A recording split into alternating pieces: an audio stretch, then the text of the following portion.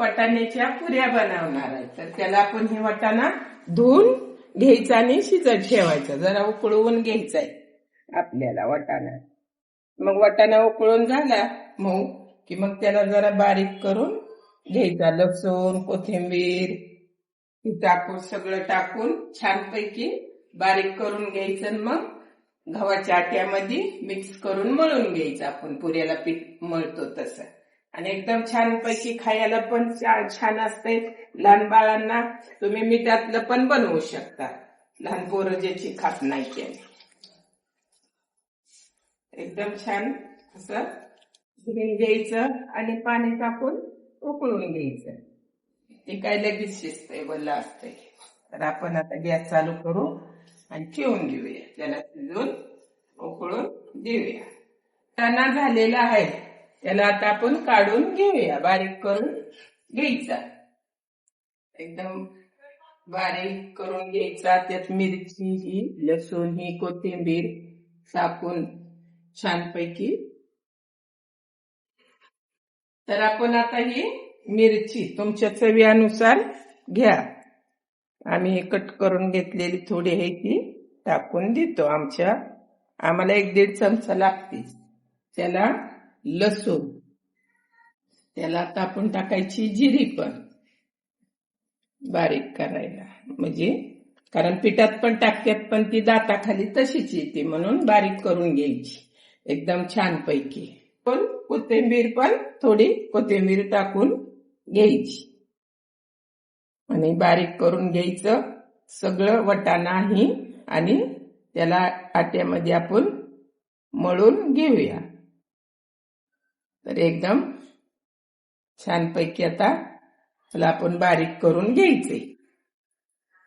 तर चला आता आपण पीठ घेऊया गव्हाचं. आधी आपल्या अंदाजाने तुम्हाला किती पाहिजे तेवढं घेऊ शकता. आता टाकू थोडस ओवा, ही जिरी पावडर थोडी टाकून घ्यायची आपली. आता टाकूया आपण मिरची, ही बारीक वाटण केलंय ना ती घ्यायचं.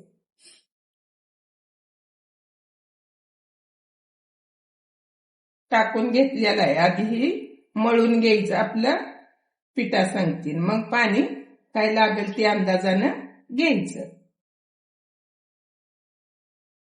लागेल तसं पाणी यात घ्यायचं थोडं थोडं. मग थोडं लय पातळ नाही, निबर करायचं ते. तर आता आपण त्याला तेल लावून मळून घ्यायचं. जरा तेल लावायचं, मुरत ठेवायचं 5 मिनिटं.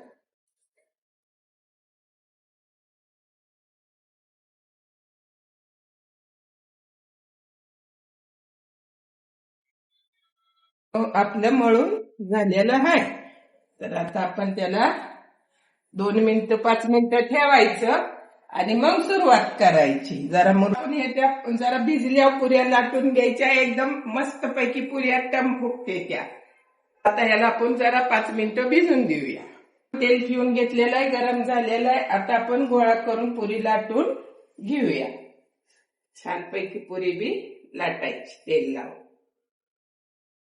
मस्त पैकी. लय पातळ नाही, लय जाड नाही.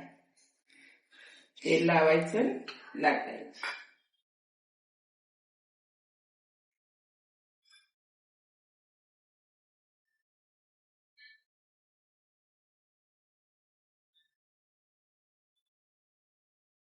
पुरी लाटून झालेली आहे एकदम छानपैकी. चला आता आपण सोडून घेऊया पुरी. आपली पुरी फुगलेली आहे छानपैकी. तर आता आपण पलटी मारून घेऊया. तर आता आपली पुरी दोन्ही अंगाने छानपैकी भाजलेले गोल्डन कलर होईपर्यंत तर आपण काढून घेऊया.